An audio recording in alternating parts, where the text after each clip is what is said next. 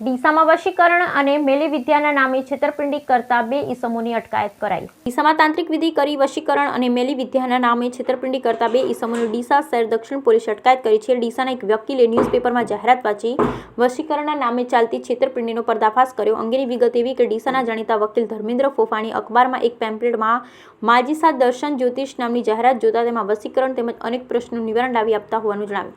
જેથી વકીલે તેઓને ફોન કરતા તેઓ કચ્છી કોલોની કૃષ્ણનગર ભાગ 2માં એક મકાનમાં ઉપરના ભાગે બોલાવ્યા।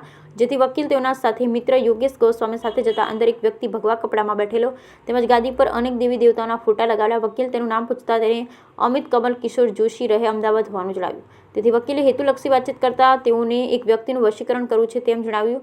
જેની સામેના તાંત્રિકે તેઓને મૂઠચોટ કરી મારી નાખવાના 27,000, શરીરે લકવો કરવાના 11,000 તેમજ વશીકરણના 11,000 એમ અલગ અલગ ભાવ જણાવ્યા। જ્યારે તેણે પોતે અલગ અલગ લોકોના કામ કરેલા હોય તે ચોપડા બતાવે તેમજ ફોન પેમાં લોકોએ નાણાં ટ્રાન્સફર કર્યા હોય તેવી એન્ટ્રીઓ પણ બતાવી।